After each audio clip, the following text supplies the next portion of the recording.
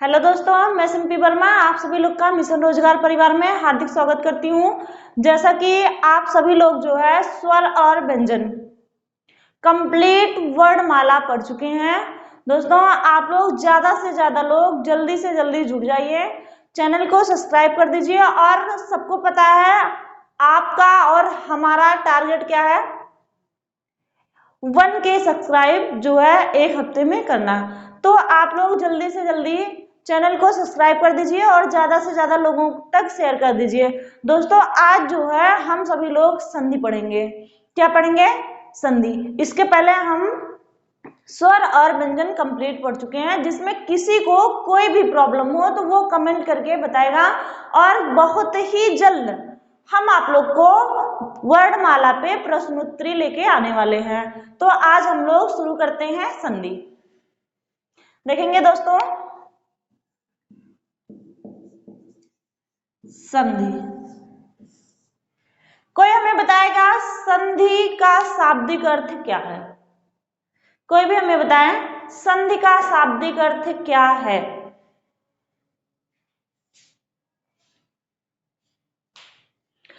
संधि का शाब्दिक अर्थ है जोड़ या मेल।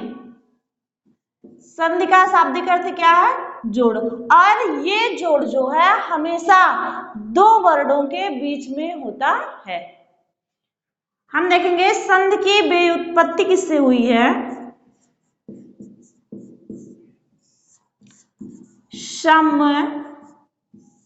धन धी, जिसमें सम उपसर्ग है और धी जो है ये धातु है। कह रहे सम धन धी।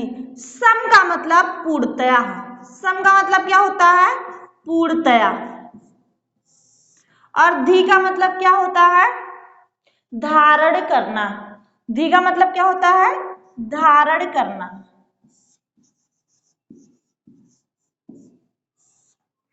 धारण करना। कह रहे हैं पूर्णतया धारण करना। संधि का शाब्दिक अर्थ जोड़ होता है। संधि की व्युत्पत्ति सम धन धी से हुई है। सम का अर्थ पूर्णतया और धी का अर्थ धारण करना होता है। देखेंगे इसका अर्थ।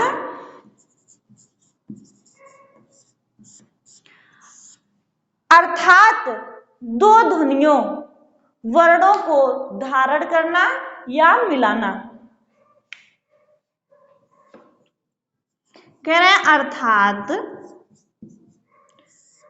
दो वर्णों को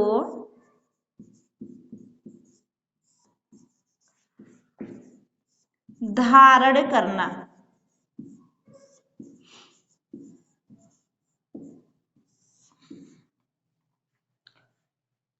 क्लियर? कि संधि का शाब्दिक अर्थ जोड़ होता है। संधि की व्युत्पत्ति सम धन धी से हुई है। सम का अर्थ पूर्णतया और धी का अर्थ धारण करना, अर्थात दो वर्णों को धारण करना। अब हम देखेंगे संधि की परिभाषा। संधि की परिभाषा क्या है?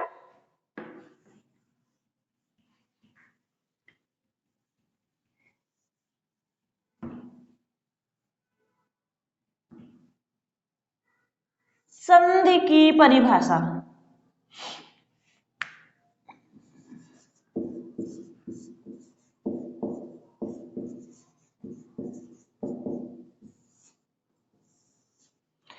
देखिए दोस्तों, संधि की परिभाषा जो है दो वर्णों के मेल को हम संधि कहते हैं।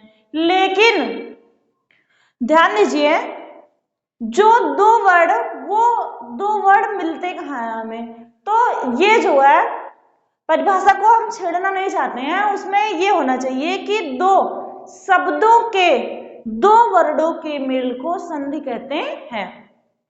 लेकिन इसकी परिभाषा जो हर जगह दी गई है, किताबों में दी गई है, तो उसकी परिभाषा जो है दो वर्णों के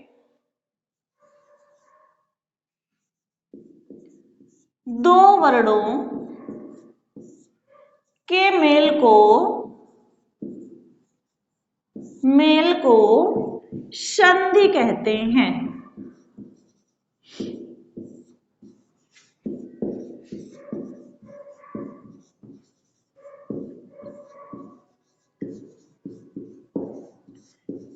दो वर्णों के मेल को संधि कहते हैं।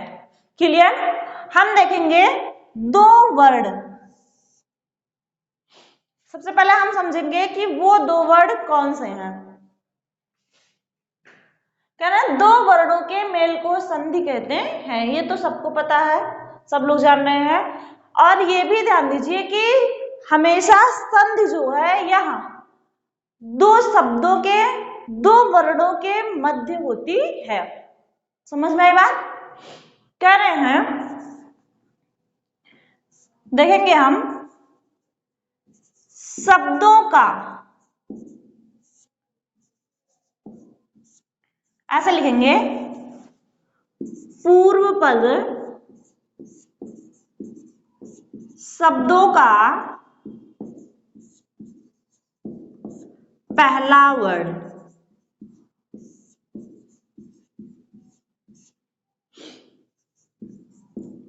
अंतिम शब्द का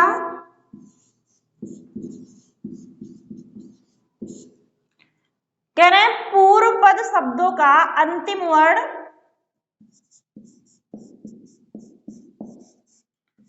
और अंतिम शब्द का पहला वर्ण।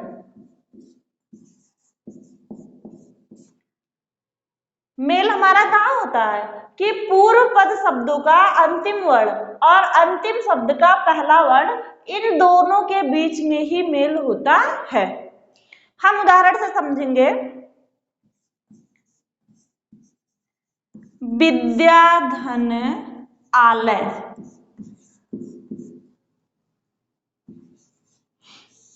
विद्याधन आलय। आप लोग बताइए कि इस शब्द में, ये पूरा एक शब्द ही तो है, विद्या का घर, विद्याधन आलय। आलय घर का पर्यायवाची होता है, सबको पता है। और सबको ये भी पता है, सब लोग जानेंगे कि मैम तो ये नॉर्मल चीज पढ़ा रही है, सबको पता है विद्याधन आलय विद्यालय होता है। लेकिन हम जो आपको समझाना चाह रहे हैं, आप उस पर ध्यान दीजिए।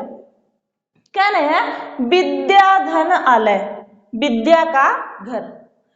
आप लोग हमें कमेंट करके बताएंगे कि पूर्व पद का अंतिम जो है वर्ण क्या है।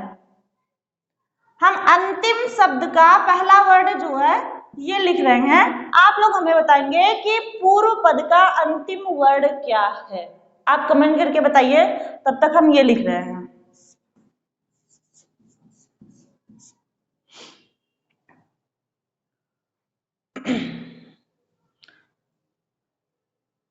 हाँ, कुछ बच्चे कह रहे हैं द्या है, कुछ बच्चे कह रहे हैं आ है। जो लोग द्या कह रहे हैं वो अपना स्पष्टीकरण देंगे हमें कि जो है द्या कैसे है। बेटा इसके पहले ही अभी आप लोगों ने वर्णमाला पढ़ा है, जिसमें आपको बताया गया कि जितने भी व्यंजन होते हैं सब में स्वर जो है वह लगा होता है। और यहाँ तो सीधे सीधे दिख रहा है। अगर ये ऐसे होता तब तो हम मानते कि आपको नहीं दिख रहा है। यहाँ तो सीधे सीधे बड़ा आ की मात्रा दिख रही है, तो यहां से क्या हो जाएगा बड़ा। यही दोनों वर्ण जो है आपस में जुड़ करके एक विकार उत्पन्न करेंगे, एक परिवर्तन करेंगे, उसी परिवर्तन को संधि कहते हैं। सबको पता है ये सजातीय जो है ये सजातीय स्वर में आते हैं, और जब बड़ा प्लस बड़ा आता है तो दोनों जुड़ के क्या हो जाता है बड़ा आ हो जाता है। आगे देखेंगे यहाँ क्या बचा हुआ है, वी आधा दा और आधा या बचा हुआ है, प्लस ये हम, और ये भी आप ध्यान देंगे कि एक व्यक्ति एक समय में एक ही स्थान पे बैठ सकता है। तो हम यहाँ तो बड़ा आ बैठा हुआ था पहले से, इसको कह दिया गया कि अब तू यहाँ नहीं बैठेगा, तू यहाँ से उठ जा, तुझे नीचे वाली लाइन में बैठना है। तो ये यहाँ से नीचे आ गया। और फिर आगे देखेंगे यहाँ भी ये बैठा हुआ था, इसका साथी था ये भी, इसे भी कह दिया गया कि साहब आप जो है ऊपर वाली लाइन से नीचे वाली लाइन में आ जाइए। तो ये तो यहाँ से हट गया ना, यहाँ आ गया। अब यहाँ बचा क्या है, केवल लय बचा हुआ है। तो हम इसके आगे क्या लिख देंगे लय। फिर देखिए, जब ये दोनों वर्ण आपस में जुड़ गए और संधि का मतलब ही परिवर्तन होता है, अगर परिवर्तन नहीं हो रहा है तो उस शब्द में संधि नहीं है। समझ में आई बात? कह रहे हैं कि ये दोनों आपस में जुड़ गए क्योंकि समान थे, और जब दोनों आपस में जुड़ गए तो यहाँ दीर्घ आ गया। अब देखेंगे वी आधा दा और आधा ये प्लस बड़ा प्लस यहाँ क्या बचा हुआ है लय। अब हम जोड़ देंगे इसे, कहेंगे वी आधा दे आधा ये। आधा ये तो व्यंजन है, और जब ये व्यंजन दीर्घ आ को यानी बड़ा आ को पा गया तो ये स्वर इस पे लग जाएगा। क्या हो गया? विद्यालय। क्या हो गया? विद्यालय। सबको पता है जब आधा दा के बाद पूरा या आता है, जब आधा दा के बाद पूरा या आता है तो कैसे लिखा जाता है? विद्यालय। समझ में आई बात? जब आधा दा के बाद पूरा या लिखा जाता है, पूरा या आता है तो ऐसे लिखा जाता है विद्यालय। क्लियर? समझ में आया सबके? कह रहे हैं विद्या प्लस आलय, यहां से जो है बड़ा निकला और यहां से भी बड़ा निकला, दोनों जुड़ के बड़ा हो गया, और यहाँ वी आधा द्या और आधा या बचा हुआ है, प्लस यहाँ क्या बचा हुआ है लय। कह रहे हैं वी आधा द्या आधा या प्लस बड़ा प्लस लय, जोड़ देंगे क्या हो गया? विद्यालय। समझ में आई बात? विद्यालय में दीर्घ संधि है, हम आगे बताएंगे आपको। ये समझ में आया आपको कि शब्द का अंतिम वर्ण और अंतिम शब्द का पहला वर्ण आपस में कैसे जुड़ते हैं? ये देखिए, इस शब्द का विद्या का अंतिम वर्ण आ रहा है और आलय का पहला वर्ण आ रहा है। समझ में आया? समझ में आया? और यहां जुड़ गया इसलिए इसमें दीर्घ संधि हो गया। ठीक है? संधि की परिभाषा क्लियर हुई? स्क्रीनशॉट लेंगे आप सभी लोग। दो वर्णों के मेल को संधि कहते हैं।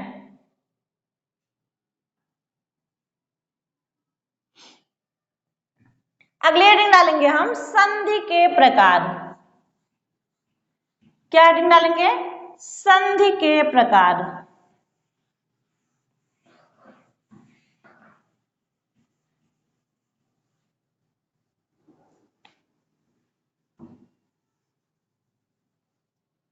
हेडिंग है हमारा संधि के प्रकार।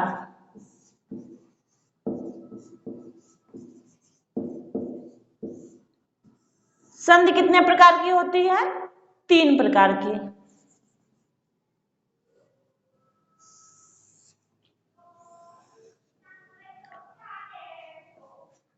नंबर 1 है हमारा स्वर संधि। नंबर 1 हमारा क्या है? स्वर संधि। नंबर 2 है व्यंजन संधि। व्यंजन संधि। और नंबर 3 है विसर्ग संधि।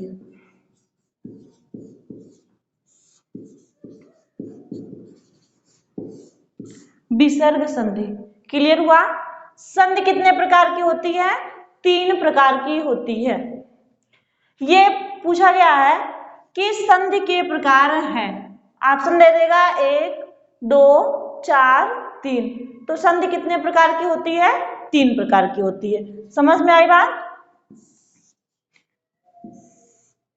ये भी देखेंगे कि जब स्वर प्लस स्वर का मेल हो, स्वर का स्वर से मेल हो, स्वर संधि। यहां देखेंगे व्यंजन का स्वर या व्यंजन से मेल हो, व्यंजन संधि। और विसर्ग का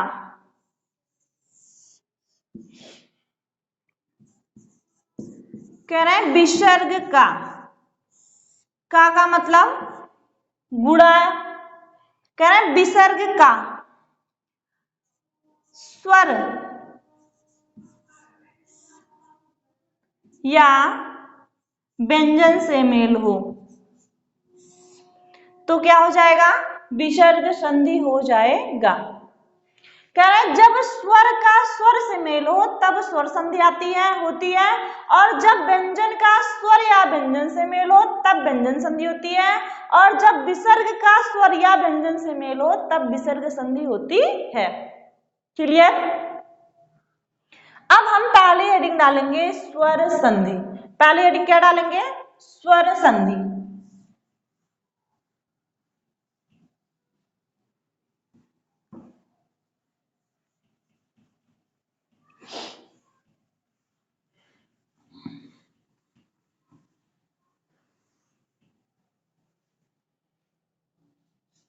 पहली हेडिंग है हमारा स्वर संधि।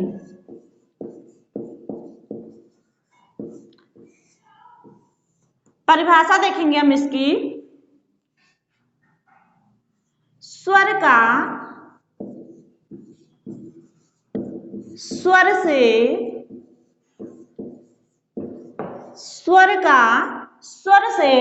मेल होने पर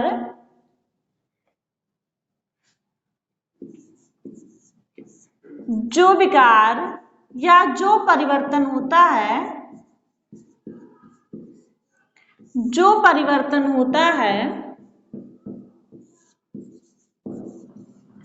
उसे स्वर संधि कहते हैं।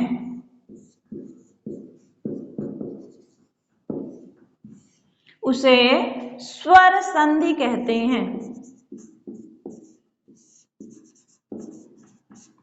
समझ में आया। कह रहे हैं स्वर संधि में स्वर का स्वर से मेल या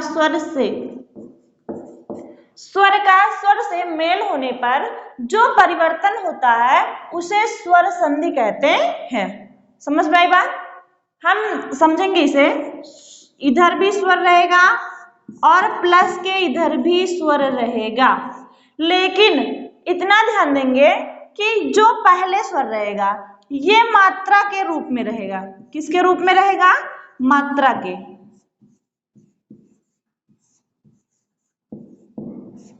और इधर जो है प्लस के इधर जो है ये अपने मूल रूप में रहेगा।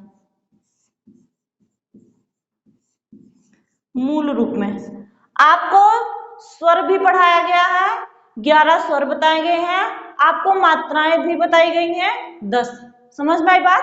तो इधर जो है स्वर वो मात्रा के रूप में रहेगा प्लस के पहले, और प्लस के बाद जो है वो अपने मूल रूप में रहेगा। क्लियर। जैसे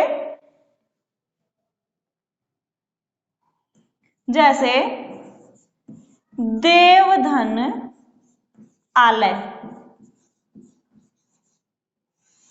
देवधन आलय। अब देखेंगे वा में, देखिए देव, वा में जो है ह्रस्व आ है, यानी वा में छोटा आ है, तो यहाँ छोटा आ जो है वो मात्रा के रूप में आ रहा है, तो हम यहाँ से छोटा निकाल लेंगे। प्लस यहाँ जो है आलय में बड़ा आ रहा है, स्वर आ रहा है ना, और बड़ा आ रहा है ये अपने मूल रूप में आ रहा है, तो हम यहाँ से बड़ा आ निकाल लेंगे। जब ये दोनों आपस में जुड़ जाएंगे तो बड़ा आ हो जाएगा, प्लस यहाँ देव, प्लस आ प्लस यहाँ ल, जोड़ देंगे हो जाएगा देवालय।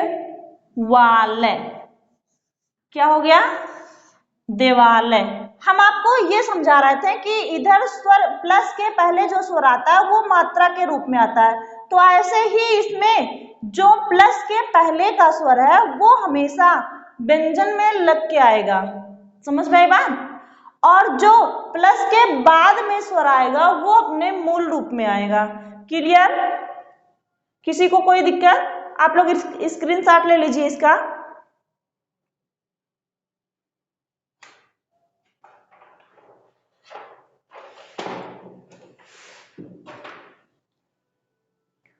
हो गया दोस्तों। अब हम अगली हेडिंग डालेंगे,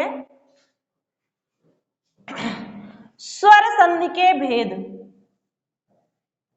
स्वर संधि के भेद।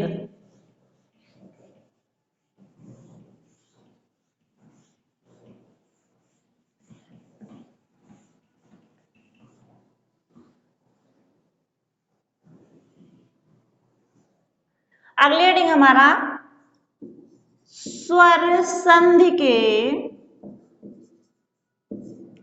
भेद। स्वर संधि के 5 भेद होते हैं। कितने भेद होते हैं? 5। यहां लिख देते हैं 5 भेद। देखेंगे कौन कौन से होते हैं।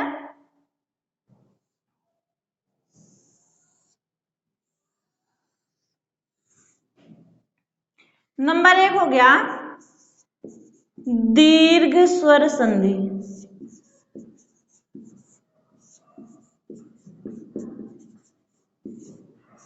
नंबर 2 हो गया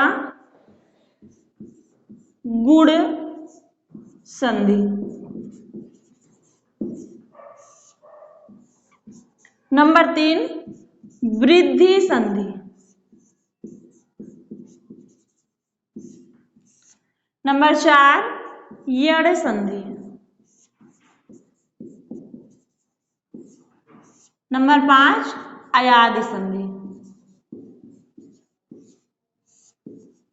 अयादि संधि। क्लियर? कह रहे हैं स्वर संधि के 5 भेद होते हैं।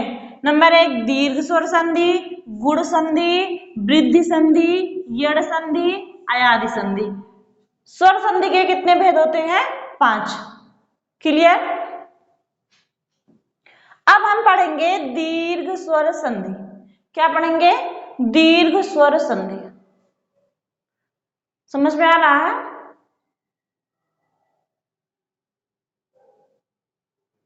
हाँ, कुछ बच्चे कमेंट कर रहे हैं कि मैम ये आप जो है टेट के लिए पढ़ा रही हैं। बेटा ये जो है आपके जितने भी एग्जाम है, चाहे वाट टेट हो, चाहे सी टेट हो, चाहे आपका यूपीएसआई हो, यूपीपी हो, लेखपाल हो, बीएड हो, आपके जितने भी एग्जाम आते हैं आपका सामान्य हिंदी पढ़ाया जा रहा है। सामान्य हिंदी में सारे एग्जाम की तैयारी करवाई जा रही है। ठीक है? अब कोई ये कह दे कि टेट की परीक्षा में स्वर संधि के 5 भेद बताए जा रहे हैं, तो आपको यूपीपी में स्वर संधि के 8 भेद थोड़ी ना बताए जाएंगे, 5 ही बताए जाएंगे ना। तो आप अपनी परीक्षाओं को देखते हुए ये ध्यान दीजिए कि कोई भी जो भी हिंदी पूछी जाती है, और सबसे ज्यादा आपको नंबर भी परीक्षाओं में हिंदी ही दिलवाती है, क्योंकि सबको पता है हिंदी सरल भाषा है। और जैसे ही आप इस पे मेहनत कर रहे हैं, थोड़ा सा और मेहनत करेंगे, आपका क्वेश्चन गलत नहीं होगा इसमें। और अगर ये कोई कह रहा है कि जो है ये टेट के लिए हिंदी पढ़ाई जा रही है, ये यूपीपी के लिए हिंदी पढ़ाई जा रही है, ये बीएड के लिए हिंदी पढ़ाई जा रही है, तो ये आपको बेवकूफ बनाया जा रहा है। पहली चीज, क्योंकि हिंदी जो है वो सामान्य हिंदी है और वो सभी परीक्षाओं में वही पूछा जाता है।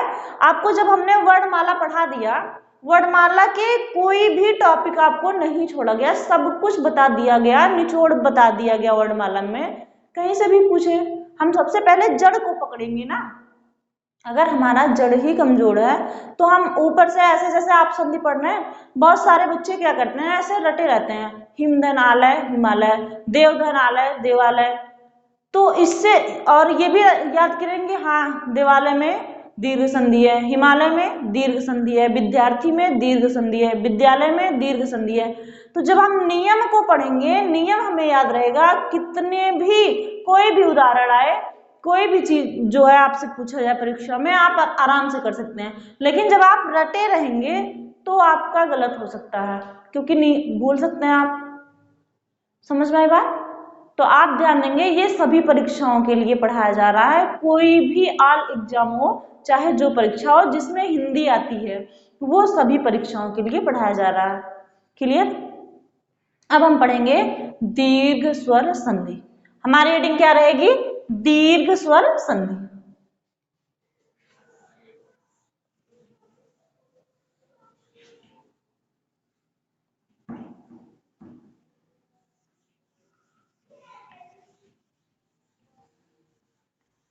हमारी पहली हेडिंग है दीर्घ स्वर संधि।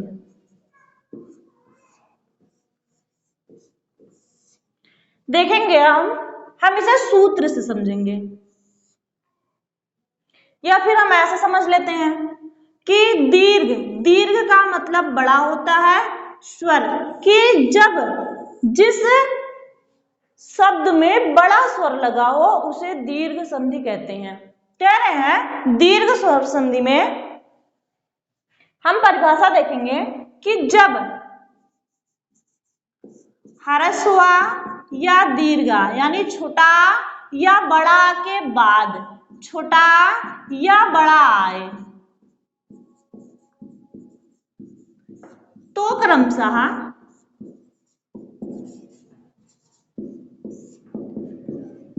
दोनों जुड़कर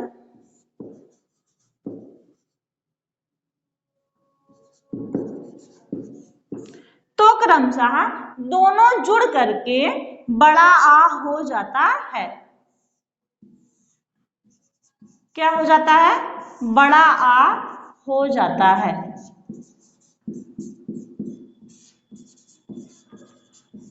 समझ में आया कि जब छोटा या बड़ा के बाद छोटा या बड़ा आए तो क्रमशः दोनों जुड़ करके बड़ा आ हो जाता है। क्लियर? अब हम देखेंगे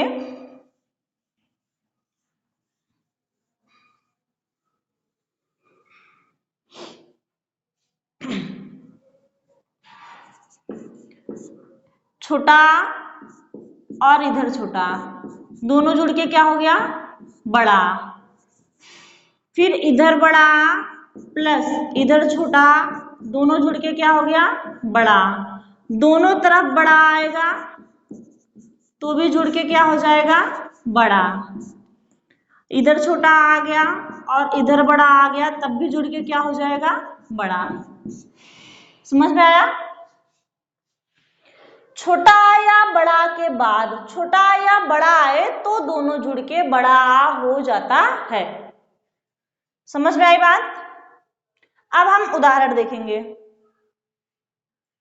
ये हमारा दीर्घ संधि का पहला नियम है।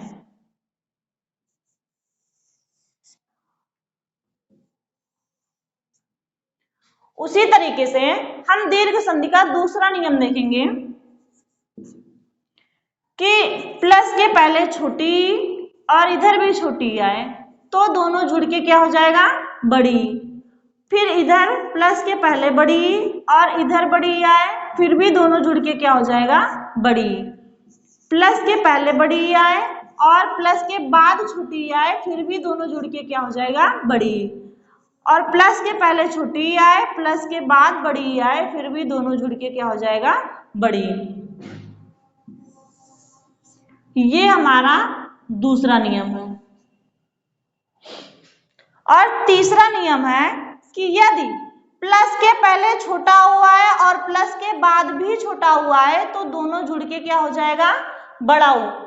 यदि प्लस के पहले बड़ा हुआ है और प्लस के बाद छोटा हुआ है फिर भी दोनों जुड़ के क्या हो जाएगा? बड़ा हो। यदि प्लस के पहले छोटा हुआ है और प्लस के बाद बड़ा हुआ है तो दोनों जुड़ के क्या हो जाएगा? बड़ा हो। यदि प्लस के पहले बड़ा हुआ है और प्लस के बाद छोटा हुआ है तो भी दोनों जुड़ के क्या हो जाएगा? बड़ा हो। अब तो आप समझ ही गए हैं कि इन्हें सजातीय स्वर कहते हैं। हिंदी में सजातीय स्वरों की संख्या 6 है। आप देख रहे हैं हिंदी में सजातीय स्वरों की संख्या कितनी है? 6। छोटा बड़ा छोटी बड़ी छोटाऊ बड़ाऊ, ये 6 हमारे सजातीय स्वर हैं जो आपको बताया गया है। तो हमारा दीर्घ संधि का पहला नियम कहता है कि यदि छोटा या छोटा के बाद छोटा या छोटा के बाद छोटा या छोटा आए तो बड़ा हो जाता है। उदाहरण देखेंगे हम, समझ में आ रहा है? स्क्रीनशॉट लेंगे सभी।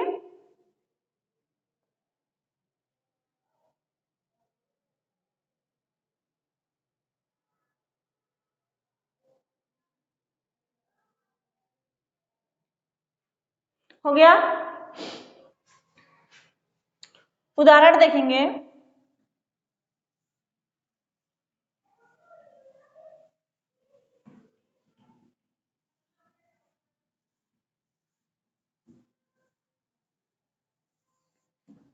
हम सबसे पहले देख रहे हैं आ। ठीक है, उदाहरण देखेंगे। शा धन अंत। शा धन अंत। ध्यान देंगे, शा में हर्स्व आ लगा हुआ है, प्लस यहां भी आ है, और यहां क्या बचा? ता, और यहां आगे क्या बचा? आधर्षा। हमने कहा जब छोटा प्लस छोटा आएगा तो दोनों जुड़ के क्या हो जाएगा? बड़ा आ। यहां देखेंगे, आधर्षा प्लस बड़ा प्लस ता, जोड़ देंगे, आधर्षा इस बड़ा को पास आएगा और ता, यहां आधा ना भी है, हो गया शांत। और जब बीच में आधा ना होता तो यहां लगाए जाते हैं। समझ में आई बात?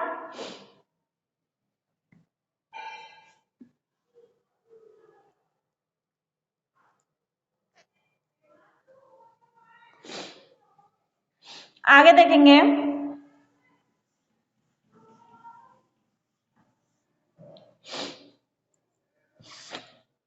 सॉरी, आगे देखेंगे अच्छ धन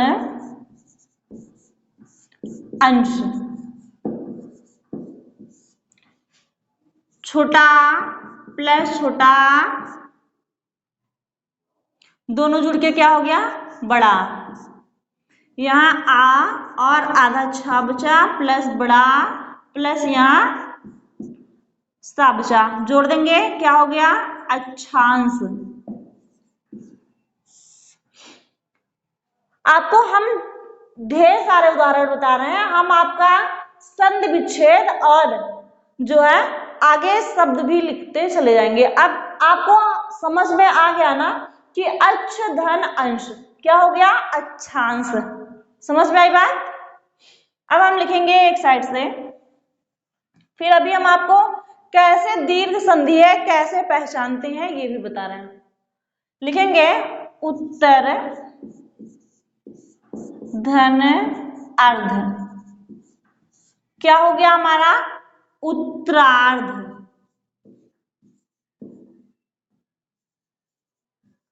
क्या हो गया? उत्तरार्ध। हम देखेंगे देवधन आलय। क्या हो गया? देवालय। देवधन आलय क्या हो गया? देवालय। समझ में आ रहा है ना आप लोगों को? आगे देखेंगे श्वेत धन अंबर। क्या हो गया? श्वेतांबर।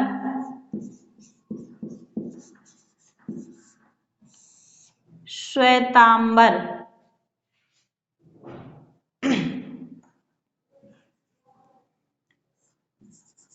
हिमधन आलय। हिमधन आलय क्या हो गया? हिमालय। हिमधन आलय हिमालय। फिर हो गया हिमधन आद्रि। क्या हो गया? हिमाद्री। हिमाद्री। फिर देखेंगे विद्याधन, विद्याधन आलय। क्या हो गया? विद्यालय, विद्यालय। समझ में आ रहा है आप लोग को ना? फिर देखेंगे वीरधन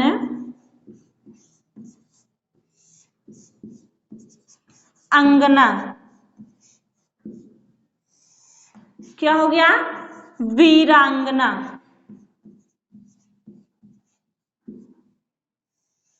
वीरांगना। वीर धन अंगना क्या हो गया? वीरांगना। अब हम देखेंगे उत्तर धन अर्ध। यहां देखिए रा से छोटा निकलेगा और यहां से भी छोटा निकलेगा, दोनों जुड़ के क्या हो गया? बड़ा। फिर कह रहे हैं देव धन आलय। देव से छोटा निकला और आलय से बड़ा निकला, क्या हो गया? देवालय। फिर कह रहे हैं श्वेत धन अंबर। श्वेत ता में छोटा निकला और यहां भी छोटा, दोनों जुड़ के क्या हो गया? बड़ा। फिर कह रहा है हिम धन आलय। हिम से छोटा निकला और आलय से बड़ा, क्या बन गया? हिमालय। कह रहे हैं हिम धन अद्रि। क्या हो गया? हिमाद्रि। विद्या धन आलय। विद्या से बड़ा निकला और आलय से बड़ा निकला, क्या हो गया? विद्यालय। फिर कह रहे हैं वीर धन अंगना। वीर से छोटा निकला और अंग से यहाँ अंग निकला और दोनों जोड़ देंगे, यहाँ हो गया वीरांगना। अब ध्यान देंगे कि जिस भी शब्द में बीच में क्या दिखे? बड़ा। बीच की मात्रा क्या दिखे? बड़ा की, बड़ा की, बड़ा की। तो जहां बड़ा की मात्रा लग रहा है हम वहीं से ही शब्दों को तोड़ेंगे, और जब भी हम शब्द को तोड़ेंगे दोनों तराजू का वजन बराबर होना चाहिए और दोनों का एक अर्थ निकलना चाहिए। दोनों शब्दों का एक अर्थ निकलना चाहिए। हम करें उत्तर धन अर्ध, हम करें देव धन आलय, करें श्वेत धन अंबर। तो श्वेत का भी अर्थ निकल रहा है सफेद, अंबर का वस्त्र। हिम धन आलय। हिम का मतलब बर्फ, आलय का मतलब घर।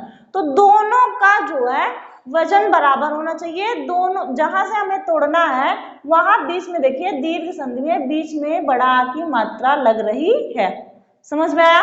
हम और उदाहरण देखेंगे।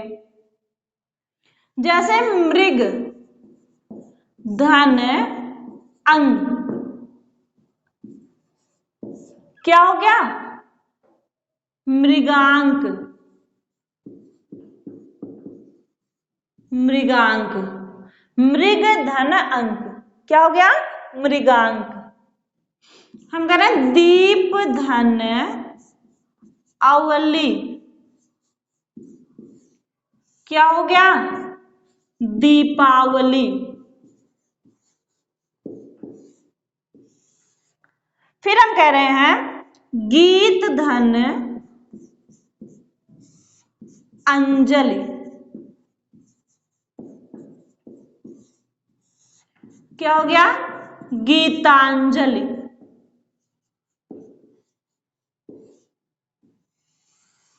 दिख रहा है? हाँ, गीत धन अंजलि क्या हो गया? गीतांजलि। कह रहे हैं मद धन अंध। क्या हो गया? मदांध।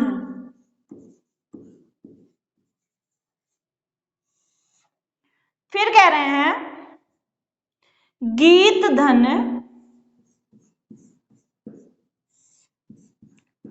अवली। क्या हो गया? गीतावली।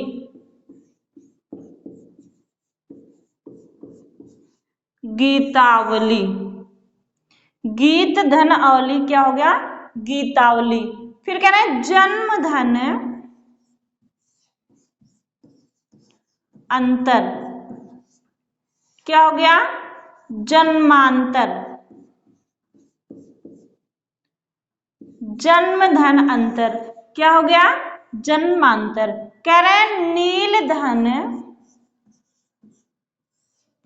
अंबर। क्या हो गया? नीलांबर।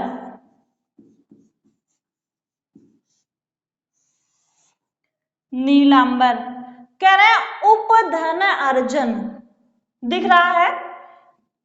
उपधन अर्जन क्या हो गया? उपार्जन। उपार्जन। ये देखिए आ का उदाहरण है जिसमें छोटा, यहां आगे लिख लेंगे, छोटा प्लस छोटा मिलके बड़ा हुआ है, यानी पूर्व पद में भी छोटा बड़ा आया हुआ है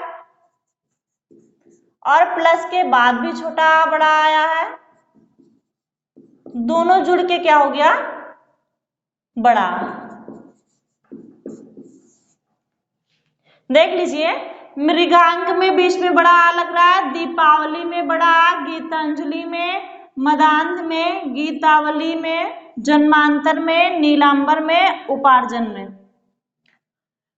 जहां पर छोटा या बड़ा के बाद छोटा या बड़ा आए और दोनों आपस में जुड़ के बड़ा हो जाए, वहां दीर्घ स्वर संधि होता है।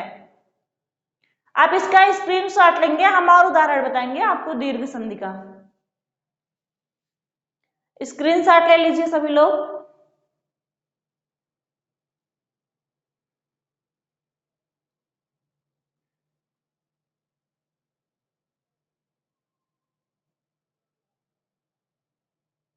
हो गया?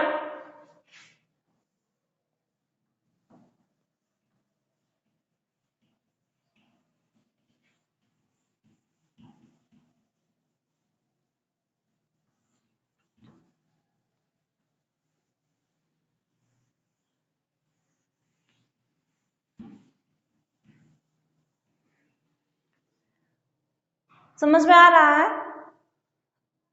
कुछ बच्चे कमेंट कर रहे हैं कि मैम पूरा लिखे, मैम पूरा तोड़ के बता दीजिए। ठीक है, ठीक है, ओके। देखेंगे, विद्याधन अर्थी। अर्थी माने ग्रहण करने वाला, विद्या का मतलब विद्या को। हम देखेंगे विद्या में यहाँ बड़ा आ की मात्रा लग रही है तो हम यहाँ से बड़ा आ निकाल लेंगे, प्लस अर्थी में यहाँ देखिए छोटा आ रहा है तो हम यहाँ से छोटा आ निकाल लेंगे। हमारा नियम कह रहा है कि वी आधा द और आधा या आगे बच रहा है। नियम हमारा कह रहा है कि जब छोटा या बड़ा के बाद छोटा या बड़ा आए तो दोनों जुड़ करके क्या हो जाता है? बड़ा हो जाता है। और यहाँ क्या बचा हुआ है? रथी बचा हुआ है। यहाँ देखेंगे वी आधा द और आधा ये प्लस बड़ा प्लस यहाँ रथी। अब हम इसे जोड़ देंगे, वी आधा द आधा ये, आधा ये इस बड़ा को पाएगा तो या की मात्रा लग जाएगी और रा और थी। क्या हो गया? विद्यार्थी। क्या हो गया? विद्यार्थी। समझ में आया? कह रहे हैं विद्याधन अर्थी, वी आधा द और आधा ये आगे बच गया। यहाँ विद्या में से हम बड़ा निकाल ले रहे हैं तो फिर प्लस के बाद यहाँ स्वर आया है छोटा, तो हम इस छोटा को जो है इधर से भी निकाल लेंगे। फिर उसके बाद यहाँ रथी बचा हुआ है। नियम हमारा कह रहा है यदि छोटा या बड़ा के बाद छोटा या बड़ा है दोनों जुड़ के बड़ा हो जाता है। फिर यहाँ वी आधा द और आधा ये बचा हुआ है प्लस यहाँ रथी, हम जोड़ेंगे विद्यार्थी। क्या हो गया? विद्यार्थी। समझ में आया? हम आगे देखेंगे शब्द धन अर्थ। शब्द धन अर्थ, यहां देखेंगे द में छोटा आ लग रहा है, दा में क्या लग रहा है? छोटा, प्लस अर्थ में भी क्या है? छोटा आ है। आगे देखेंगे, यहाँ देखिए शा और आधे ब और आधे दे बच रहा है, प्लस छोटा और प्लस यहाँ रथ। नियम हमारा कह रहा है कि यदि छोटा या बड़ा के बाद छोटा या बड़ा है तो दोनों जुड़ करके बड़ा हो जाता है। दोनों जुड़ करके क्या हो जाता है? बड़ा। आगे देखेंगे, यहाँ श आधे ब और आधा द बच रहा है, प्लस बड़ा प्लस यहाँ रथ। जोड़ देंगे, श आधा ब आधा द, आधा द जो है इस बड़ा को पा जाएगा तो इसमें स्वर लग जाएगा, और यहाँ रथ क्या हो गया? शब्दार्थ। अब समझ में आ रहा है? समझ में आ रहा है ना? हाँ ठीक है। विद्या धनार्थी विद्यार्थी, शब्द धन अर्थ क्या हो गया? शब्दार्थ। अब हम देखेंगे राम धन अयन। क्या देखेंगे? राम धन अयन। देखेंगे, कह रहे राम, राम में छोटा प्लस अयन में छोटा। आगे देखेंगे, नियम हमारा कह रहा है यदि छोटा के बाद छोटा या बड़ा आए दोनों जुड़ के बड़ा हो जाता है। दोनों जुड़ के क्या हो जाता है? बड़ा। आगे देखेंगे, रा और आधे में प्लस यहाँ यन, यन ही तो बच रहा है। जब हम छोटा को इस स्थान से उठा करके नीचे रख दे रहे हैं तो यहां से तो ये खत्म हो गया ना, बचा यन। अब जो है छोटा प्लस छोटा को जोड़ देंगे, बड़ा हो गया। यहाँ बच रहा है रा आधे में प्लस बड़ा प्लस यन।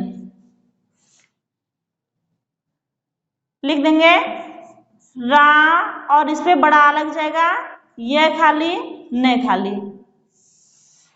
रामायण।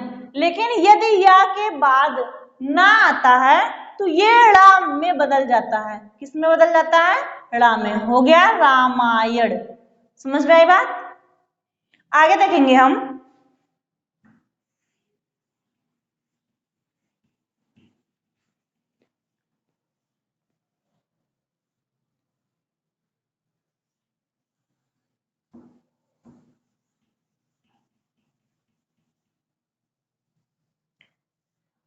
देखेंगे शह प्लस अनुभूति। अगला उदाहरण हमारा शह प्लस अनुभूति। हा में देखिए कौन सा स्वर लगा हुआ है? कमेंट कीजिए, हा में कौन सा स्वर लगा हुआ है? देखिए हा में जो है छोटा है, प्लस यहाँ अनुभूत में यहाँ जो है छोटा है। नियम हमारा कह रहा है यदि छोटा के बाद छोटा या बड़ा के बाद छोटा या बड़ा आए तो दोनों जुड़ करके बड़ा आ हो जाता है। यहाँ देखेंगे शा और आधा हा बच रहा है, प्लस बड़ा प्लस नुभूति। जोड़ देंगे, शा आधे है, आधा में स्वर बड़ा लग जाएगा, सहानुभूति। क्या हो गया? सहानुभूति।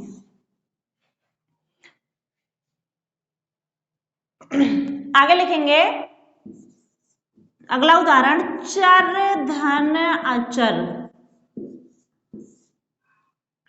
चर माने जो चलायमान है पृथ्वी पर, अचर माने जो स्थिर है। देखेंगे चर धन अचर। चर में कौन सी मात्रा लगी हुई है? हर्षवा। और अचर में आ। यहाँ देखेंगे चा और आधा रा बच रहा है, प्लस यहाँ जो है चर बच रहा है। देखेंगे नियम कह रहा है जब छोटा या बड़ा के बाद छोटा या बड़ा है दोनों जुड़ के बड़ा हो जाता है। यहाँ देखिए चा आधा रा प्लस बड़ा प्लस चर।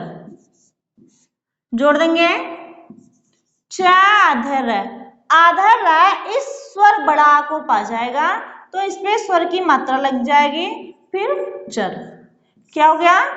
चराचर, चराचर। समझ में आया कि यदि छोटा या बड़ा के बाद छोटा या बड़ा आ रहा है तो दोनों जुड़ करके आपस में बड़ा आ हो जाता है। क्लियर? आगे देखेंगे, अगला उदाहरण देखेंगे।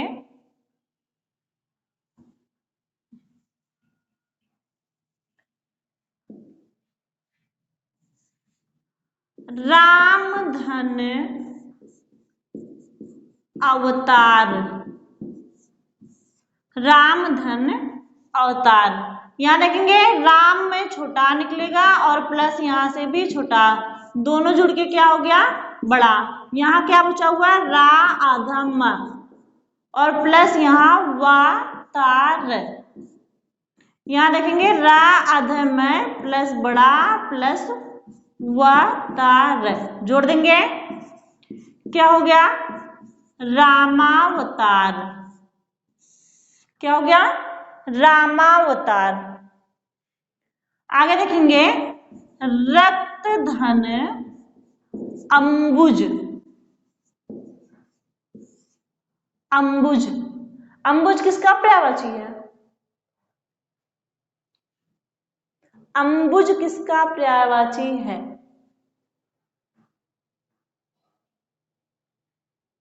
हाँ, कमल का, सही बताया, बहुत अच्छा। कह रहे हैं रक्त धन अंबुज। यहां देखिए ता में क्या है? छोटा है और अंबुज में भी छोटा, दोनों जुड़ के क्या हो जाएगा? बड़ा। यहां देखिए रा अधिक अधित बच रहा और यहां फिर देखेंगे र अधिक अधित प्लस बड़ा प्लस यहां जू, जोड़ देंगे, क्या हो गया? रक्तांबुज, रक्तांबुज।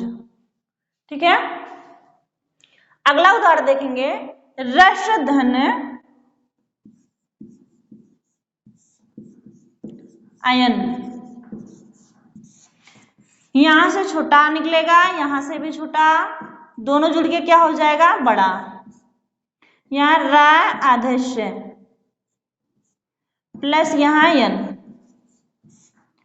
र आधस्य प्लस बड़ा प्लस यन, हो गया आपका रसायन।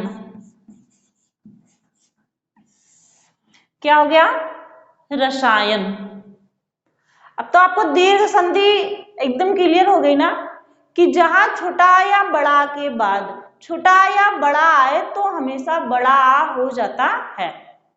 अब हम इसमें अभी बहुत सारे उदाहरण बच रहे हैं आपको, जो हम लिखवा दे रहे हैं और आप लोग संधि विच्छेद से समझ लें, हम बता दे रहे हैं ऐसे। ठीक है, देखेंगे हम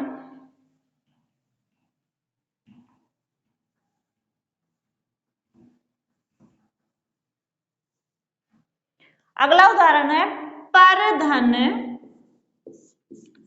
अधीन। क्या हो गया? पराधीन,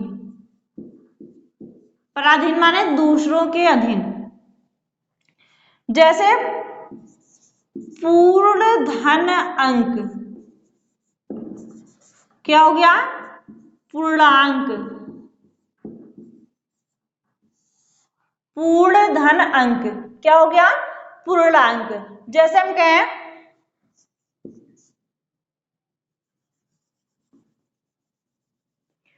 कामधन अग्नि,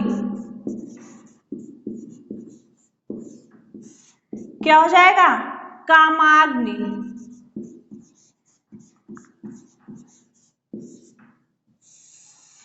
कामाग्नि। हम करें काम धन अयनि,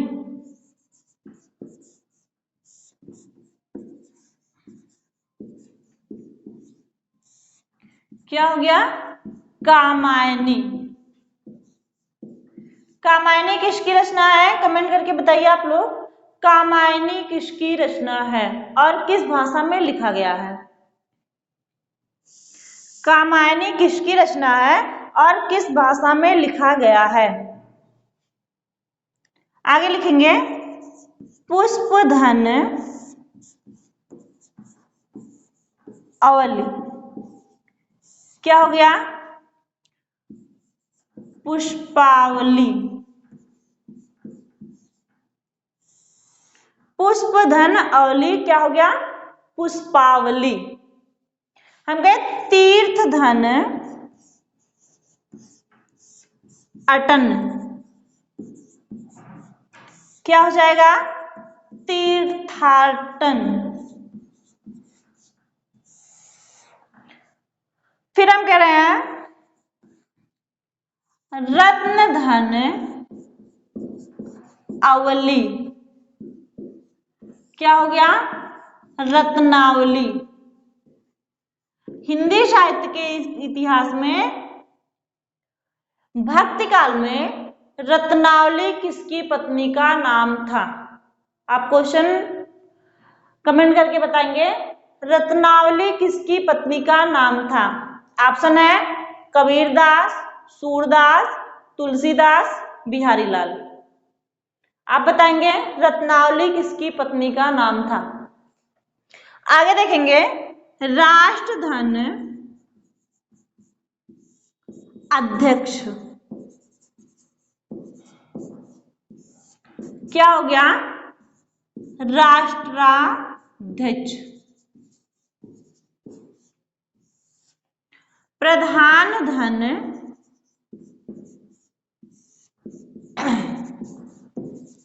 अध्यापक। क्या हो जाएगा? प्रधानाध्यापक। दिख रहा है? हाँ, प्रधान धन अध्यापक। क्या हो जाएगा? प्रधानाध्यापक। अगला उदाहरण देखेंगे सूर्य धन अस्त। क्या हो गया? सूर्यास्त। सूर्य धन अस्त। क्या हो गया? सूर्यास्त। आगे देखेंगे स्वाधन अभिमान। स्वाधन अभिमान। क्या हो गया? स्वाभिमान। स्वाभिमान।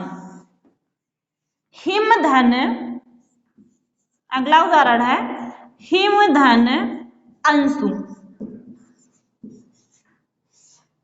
क्या हो जाएगा? हिमांशु।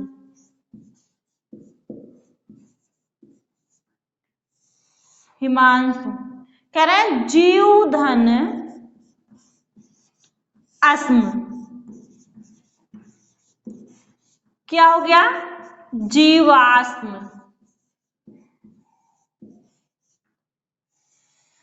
जीवाश्म। स्क्रीनशॉट लेंगे, देखेंगे पर धन अधीन।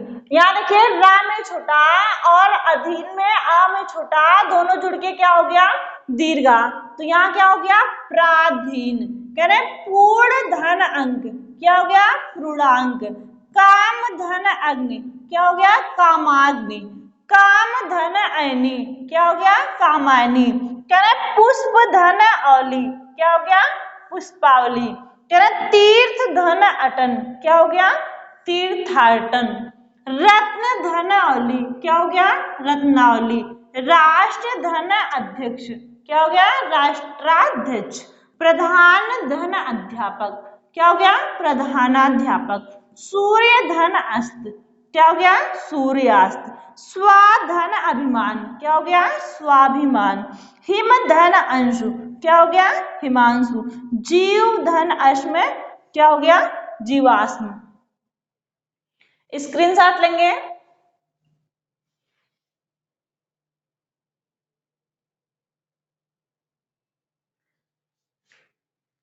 हो गया? ध्यान देंगे हम हमने आपसे पूछा कि कामायनी किसकी रचना है, किसी का कमेंट नहीं आया।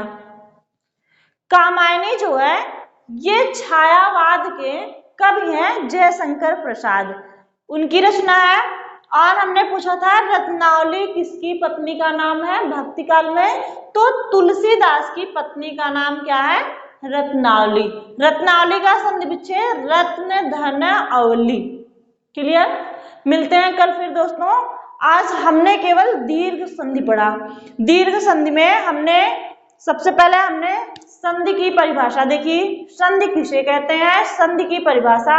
फिर हमने पढ़ा संधि के प्रकार, जिसमें हमने आपको बताया स्वर संधि, व्यंजन संधि, विसर्ग संधि। फिर हमने देखा कि स्वर संधि किसे कहते हैं, तो जहां स्वर का स्वर से मेल हो वहां स्वर संधि होता है। फिर हमने पढ़ा स्वर संधि के प्रकार, जिसमें दीर्घ स्वर संधि, गुण स्वर संधि, वृद्धि स्वर संधि, यड़ स्वर संधि और अयादि स्वर संधि, 5 प्रकार बताए गए। जिसमें हमने नंबर 1 सबसे पहले पढ़ा दीर्घ स्वर संधि, जो आपका कंप्लीट हो गया है। दीर्घ स्वर संधि, आपको दीर्घ स्वर संधि में कहीं से भी कोई भी उदाहरण मिलेगा तो हमें पूरा विश्वास है आप लोग अच्छे से कर ले जाएंगे, आप लोग का गलत नहीं होगा। ध्यान देंगे, दीर्घ स्वर संधि की पहचान यही है कि जिसमें हमने आपको अभी पहला नियम ही पढ़ाया है, पहला नियम ही दीर्घ स्वर संधि में पढ़ाया। अभी इसके बाद हम क्या पढ़ेंगे कि जब जो है छोटी प्लस छोटी के बाद छोटी या छोटी के बाद छोटी या छोटी आए तो बड़ी हो जाता है। अभी तो बहुत सारे उदाहरण है, अभी तो हम इसका भी उदाहरण अभी और बताएंगे, समझ में आई बात। अभी हम आपको जो है पहले नियम का भी उदाहरण बताएंगे कल, फिर उसके बाद हम जो है पढ़ेंगे दूसरा नियम, फिर तीसरा नियम, तब जो है हमारा दीर्घ संधि कंप्लीट होगा। समझ में आई बात। मिलते हैं कल फिर नए जोश के साथ। धन्यवाद दोस्तों।